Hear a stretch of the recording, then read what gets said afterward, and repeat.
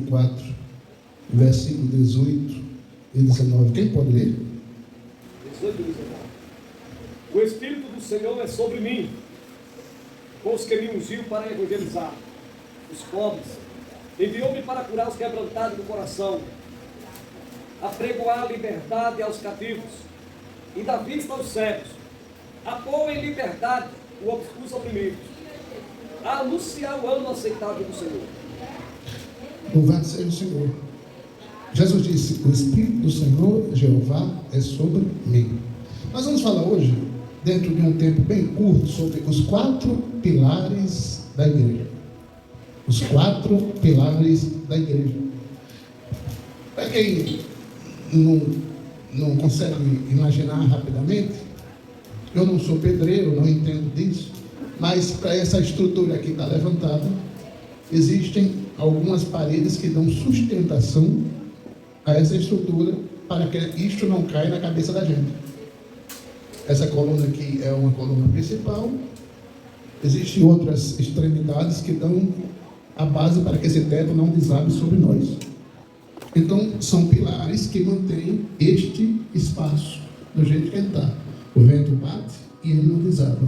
O vento bate e a gente está aqui com convicção que isso aqui não vai cair na nossa cabeça, porque são colunas que estão alicerçadas, mantendo a estrutura em pé. A igreja também tem 4 pilares, que são os mais conhecidos, mais básicos e mais simples, para nós entendermos a missão da igreja.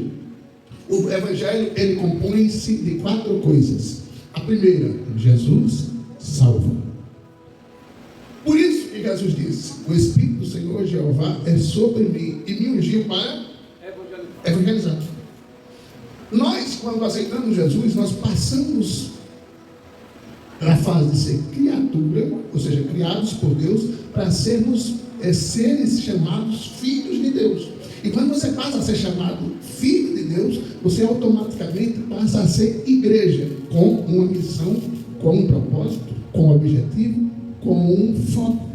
Qual é? A missão principal da igreja na terra é anunciar Jesus. A igreja que não anuncia Jesus com a vida, a igreja que não anuncia Jesus com a palavra, a igreja que não anuncia Jesus com as práticas, a igreja que não anuncia Jesus com a sua existência, ela está sem uma coluna principal, que é a da pregação do evangelho. A igreja tem por obrigação de anunciar Jesus. É um dos pilares da igreja. Por isso a igreja diz para todo mundo: Jesus salva, Jesus salva, Jesus salva. Porque não irá acontecer o batismo com o Espírito Santo. Não vai acontecer o arrebatamento para o céu de um crente se ele não for salvo.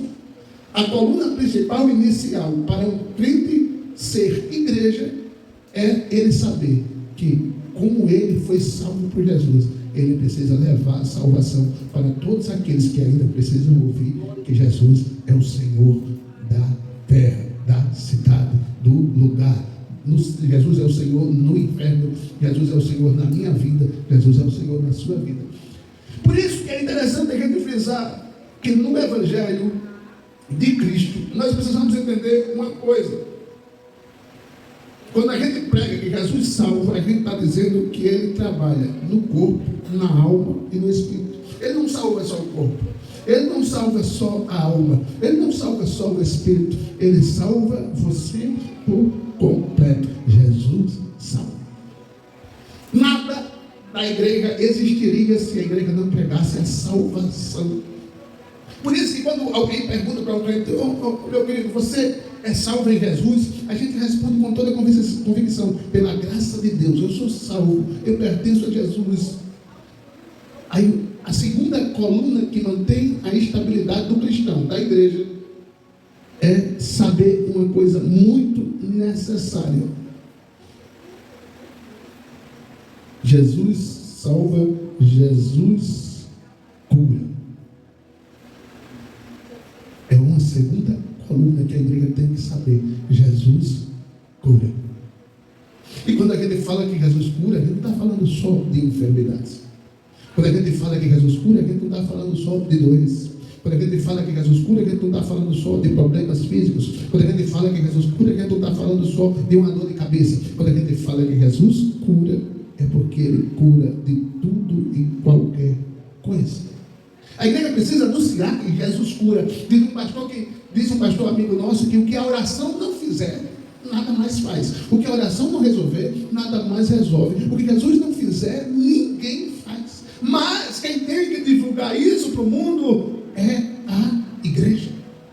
A igreja precisa dizer aqui em Santa Casa, em todas as localidades: Jesus cura, Jesus salva, Jesus cura, Jesus salva. Essa é a pregação crucial do Evangelho. Por isso que Jesus, quando veio ao mundo, ele só vivia dizendo: eu sou o caminho.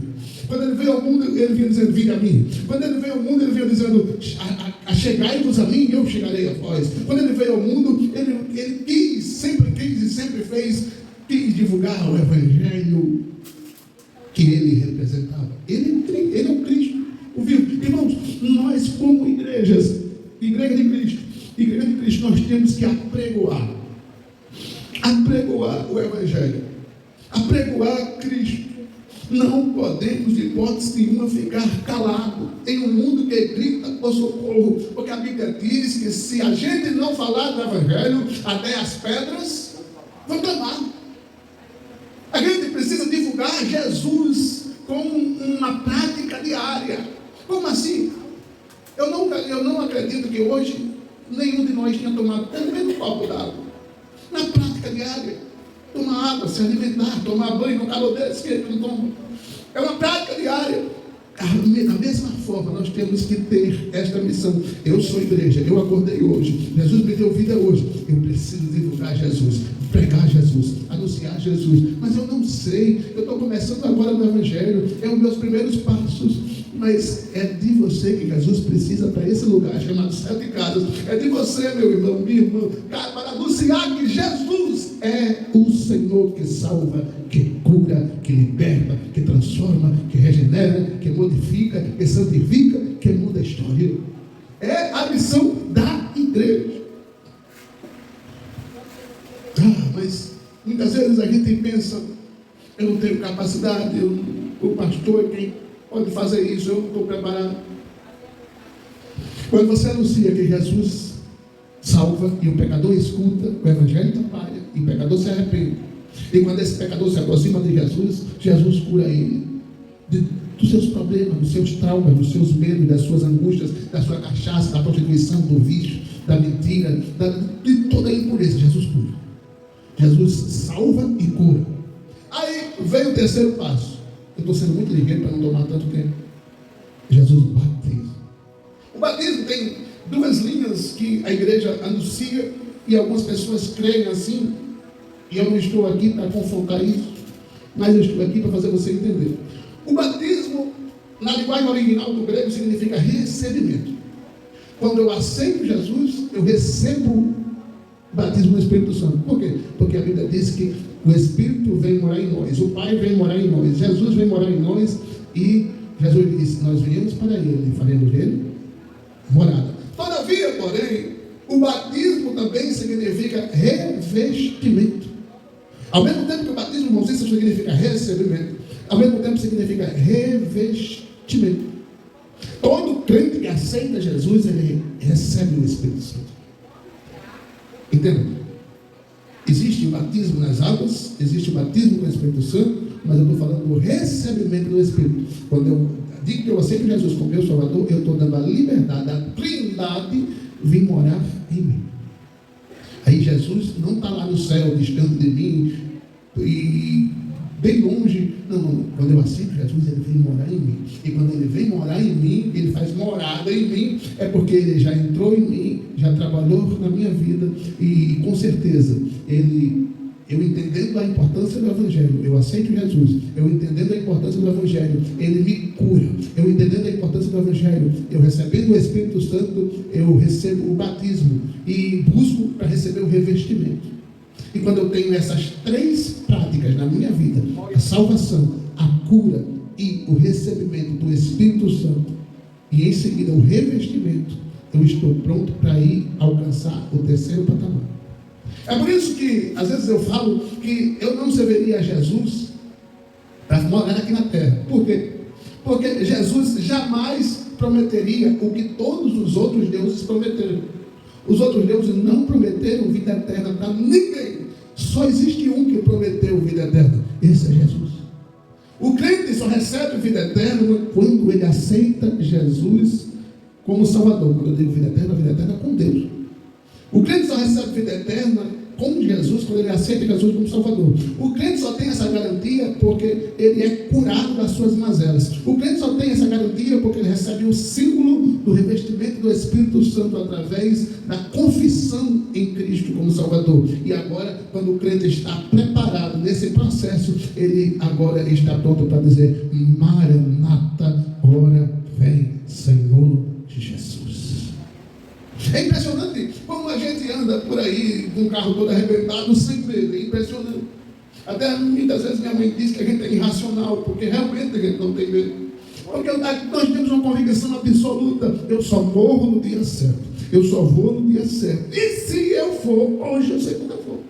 Essa é a maior convicção do cristão. Porque o cristão salvo, ele sabe que ele tem o nome escrito no livro da vida. O cristão salvo, ele sabe que ele está aqui em uma passagem. O cristão salvo, ele sabe que a vida dele é eterna, mas não é eterna aqui, é eterna lá. O cristão salvo, ele sabe que ele recebeu a cura interior, a cura que transforma, a cura que regenera, a cura que santifica, a cura que modifica, a cura que cura a mente, a cura que cura o coração, a cura que cura o espírito, a cura que cura o seu interior, de dentro para fora, a cura que não lhe deixa doente da alma, a cura que não lhe deixa transtornado o espírito, a cura que não lhe deixa perturbado, mas a cura que diz a você, independente da situação: eu sei em quem tenho crido. Por quê? Porque eu recebi a cura, e quando eu recebi a cura, eu recebi o Espírito, e quando eu recebi o Espírito, eu recebi o revestimento da unção, da autoridade, da ousadia de Deus. E porque eu tenho certeza que eu vou morar no céu, eu não posso deixar o meu filho sem saber disso, eu não posso deixar o meu marido sem saber disso, eu não posso deixar a minha tia sem saber disso, eu não posso deixar a minha avó sem saber disso. Todos da minha casa precisam saber que, como igreja, eu sou um proclamador, um baluarte, um anunciador, um atalaia do Evangelho de Cristo. Aonde eu chego, aonde eu vou, da onde eu for, de onde eu vier, eu sou representante de Deus na terra. Mas a igreja tem que ter essas colunas. A sua coluna peculiar, que você precisa manter na sua vida em pé, a coluna da esperança viva em Cristo. Paulo dizia na sua terceira epístola que ele não vivia mais ele, mas Cristo vivia nele. O crente que tem essas 4 colunas ativadas: a coluna da confissão para a salvação, a coluna da cura interior, a coluna do recebimento do Espírito e a coluna da certeza da volta de Cristo. E você está pronto. O crente que tem essas 4 certezas, ele não vive perturbado com nada. Dizia um certo hino que nós somos peregrinos aqui. E como peregrino, vocês entendem bem o que é isso. Eu acho, não sei, mas eu acho que para conquistar esse pedaço de terra que vocês têm aqui, vocês passaram por outros pedaços de terra que vocês tentaram conquistar e não conseguiram, não sei. Não passaram, não. Foi isso mesmo. Mas em outros locais existiu, em Atalaia, por exemplo, existiu um pessoal que tentou ficar numa parte de Atalaia e não conseguiram tomar posse e foram para outras localidades. E isso é ser peregrino. Você está aqui de passagem. Ninguém vem para ficar de semente. É por isso que a igreja precisa se preocupar com a vida do cidadão, da cidadã. Eu como igreja, você como igreja, precisamos nos preocupar com a vida daquelas pessoas que estão aqui nesse mundo.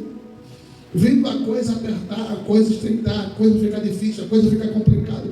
E a gente que sabe que nós estamos aqui de passagem, precisamos alertar a toda a população, independente do sexo, da idade, independente se é adolescente, jovem, adulto ou ancião. Nós precisamos alertar como atalaia que somos: Jesus vem, Jesus vem, Jesus vem, Jesus vem. É uma característica da igreja primitiva que a igreja não pode perder nos tempos atuais. É ter a certeza que Jesus vem e eu vou. Jesus vem e eu vou. Jesus vem e eu vou. Nós vamos. Nós vamos, será? Jesus vem e nós vamos. Por isso que o apego às coisas terrenas não pode existir no coração do crente. Olhe para o seu marido, olhe para o seu filho, olhe para o seu neto e diga: eu não posso deixar meu filho, meu neto, meu sobrinho, minha mãe, minha tia, minha avó, sem conhecer Jesus. Se eu vou para o céu, eu quero que ele vá também.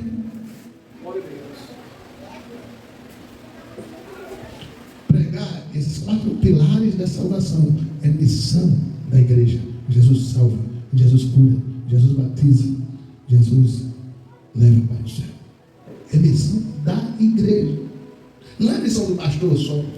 Não é missão da irmã ou do irmão. É missão da igreja. Se nós tomarmos posse dessa responsabilidade e anunciarmos Jesus como uma prática diária, nós, essa turma aqui da família Vivendo o Chamado, pode trazer toda essa localidade e região para os pés de Cristo. O livro de Atos, no capítulo 16, registra que 2 discípulos chegaram em uma cidade. E quando eles chegaram em uma cidade, a comunidade daquela cidade disse: olha, perturbadores chegaram aqui. Se você for um perturbador do Evangelho, quem é o perturbador, pastor? É aquela pessoa que só descansa num lugar depois que faz Jesus conhecido naquela região. Se você for um perturbador do Evangelho, essa comunidade não vai suportar a sua presença. Ou elas aceitam Jesus, ou Jesus vai entrar no coração delas como uma dinamite, arrebentando com tudo e fazendo eles confessarem Jesus como Salvador. É a missão da igreja. É uma das perturbações que eu tenho no meu coração. É a gente entrar culto e sai culto. Entra culto e sai culto. E a gente precisa ver pessoas se convertendo a Jesus. Porque a igreja cresceu assim. A igreja primitiva foi assim. Mas pastor, mas o povo tem um coração duro. A palavra é martelo. Ah, pastor, mas o povo tem um coração difícil. A palavra arrebenta. Por quê? Porque a palavra, ela é mais forte. Ela é arma. Ela é uma bomba dinamite para arrebentar com o coração de qualquer um que acha que tem um coração duro. Eu nunca vi que a palavra não possa quebrar. Eu nunca vi que uma palavra com uma flecha ao coração de alguém que está ouvindo não possa transformar. Transformou Paulo, transformou Pedro, transformou Barnabé, transformou meu pai, transformou minha mãe, transformou, você conhece certamente alguém transformado pela palavra. Por quê? Porque quando a palavra transforma, o Espírito Santo trabalha, a Trindade Santa trabalha, e o coração daquele homem, daquela mulher, não é mais o mesmo, é um novo coração. É missão da igreja, entenda isso. Mas eu sei pregar em 2 minutos. Não é grandes mensagens que faz grandes impactos. É uma mensagem poderosa do Evangelho de Cristo. Pode ser transmitida com uma frase.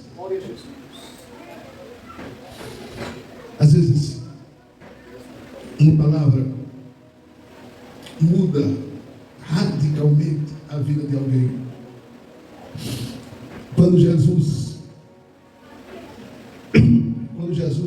investe no ser humano, ele não quer saber se ele é culto, ele não quer saber se ele é doutor, ele não quer saber se ele é leigo, ele não quer saber se ele é letrado, ele não quer saber se ele é analfabeto. Jesus não quer saber disso.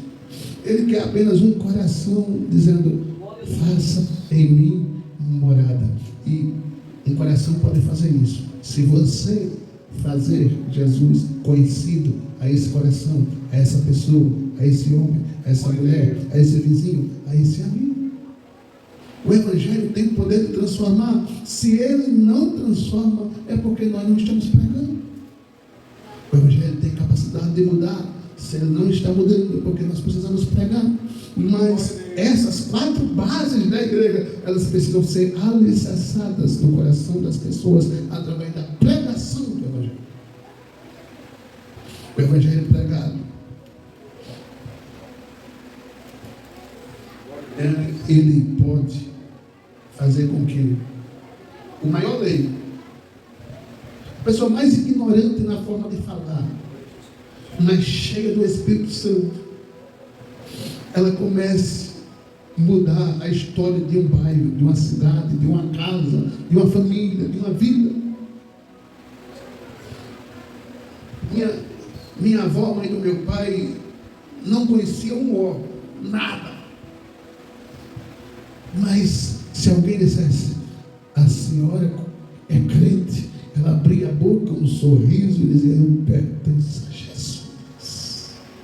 Como é que uma mulher leiga do jeito que era, não sabia dizer um A, falava com tanta ousadia? É porque quando o evangelho entra, até um leigo, analfabeto, ignorante, não sabe falar, transforma-se num dinamite para mudar a vida, a situação, o coração de um homem, de uma mulher, de uma criança, de um adolescente, de um jovem. E essa é a missão da igreja. Eu não posso ser negligente e querer o evangelho só para mim. Eu preciso levar o evangelho a toda criatura. Quem crê e for batizado será salvo.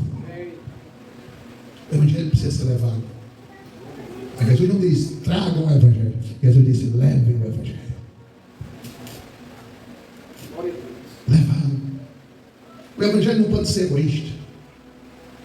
Eu pertenci a uma igreja que dizia, não, a quantidade de crente aqui está bom demais, não precisa crescer mais que isso, não. A quantidade de dizimista não tem igreja, não tem o salário do pastor, não tem o salário do músico, está bom demais a gente aqui. Meu, pelo amor de Deus, nós precisamos pensar em cada cadeira dessa precisa ser ocupada por alguém que não conhece Jesus. Por quê, pastor? Porque Jesus disse que vale mais uma pessoa aceitando Jesus do que 99 que não precisa de arrependimento. Então eu preciso pregar Jesus, mas eu sou tímido. Jesus está disposto a tirar a minha timidez e me transformar no pregador do evangelho. Os grandes pregadores não são aqueles que estão com o microfone na mão.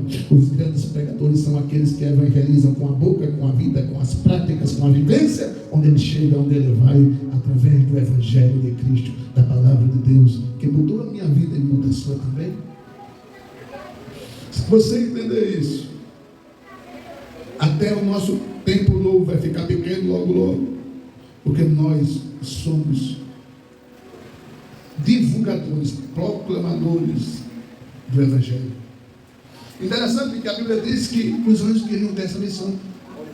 Os anjos queriam ter o privilégio de pregar. Aí Jesus disse, não, esse privilégio eu vou dar para todos aqueles que me confessarem como Senhor e Salvador. E entenda bem, esse local aqui é um local difícil, as pessoas realmente têm dificuldade de confessar Jesus. Mas se nós mantermos um compromisso, como a gente tinha antigamente, que era 30, 40 anos atrás, um crente chegava assim, minha mãe, o crente chegava assim e dizia, eu só vou parar de orar por fulano quando ele aceitar Jesus. Todo dia aquele crente estava orando pelaquela pessoa, pelaquela irmã, pelaquele homem, pelaquele marido, pelaquele filho, pelaquele sobrinho, todo dia, todo dia, todo dia. E não mais que de repente aquele marido, aquele filho, aquele sobrinho, aquele primo, aquele vizinho aceitava Jesus. Quantas vezes, irmão Cícero, eu vi o camarada morava perto de um camarada que não era crente. E normalmente, antigamente não tinha o som que tem hoje, mas antigamente quem tinha uma radiola Gradiente, LG, dentro de casa, com 2 caixas desse tamanho, Sony, às vezes tinha um som muito pesado. Aí os vizinhos ligavam o som na altura que podia, e era uma cachaçada todo final de semana, e era uma perturbação, e aquela consumada toda. E eu cheguei a ver algumas vezes um irmão chegar para o vizinho assim e dizer, você tem 3 coisas para fazer. Ou você se converte, ou você se muda, ou você morre. Mas esse barulho aqui não vai continuar não. E eu achava aquilo uma ousadia absurda. E o vizinho ficava sem entender, assustado, às vezes dava até um barulho, porque o vizinho não entendia aquela forma de falar daquele irmão, que era até meio ignorante, mas não dava muito tempo. O irmão começava a orar, Jesus salva ele, Jesus salva ele, Jesus salva ele. E o irmão pedia oração, ele chegava, irmão, ore para o meu vizinho, eu estou orando para Jesus salvar. Aí o irmão pedia oração na igreja, a igreja orava, Jesus salva o vizinho do irmão fulano. Aí daqui a pouco você via aquele vizinho que vivia com som alto, tomando cachaça, fazendo barulho na porta da casa do vizinho, dizia, quando é que é culto lá na tua igreja? Domingo vamos ter culto, eu posso ir? Vamos. vamos embora. E aquela pessoa aceitava Jesus. Sabe o que é isso? Poder transformador do Evangelho. Quando o Evangelho chega, ele transforma. Quando o Evangelho chega, ele muda a história. Quando o Evangelho chega, ele modifica situações. Quando o Evangelho chega, a situação do ambiente, do lugar, do bairro, da cidade, não fica do mesmo jeito. Jonas pregou, modificou a situação de Nínive. Paulo pregou, modificou a situação de Damasco, de Tarso, de Éfeso. Barnabé pregou, muitas almas se converteram. Por quê? Porque o Evangelho não mudou. O Evangelho é o mesmo, o Deus é o mesmo. Os vasos são outros. Você é vaso para ser usado por Deus. Se Deus não mudou, se o Evangelho é o mesmo, então Deus que fez no tempo de Paulo faz hoje. Os 4 pilares do Evangelho não podem ser abalados. Estão dentro de mim e de você. Nós precisamos divulgar Jesus. Amém, amados? Vamos orar.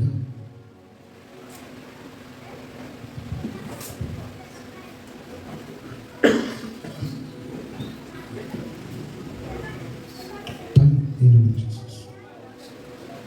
Muito obrigado, Senhor, que nós somos baluarte do Evangelho aqui em 7 Casas.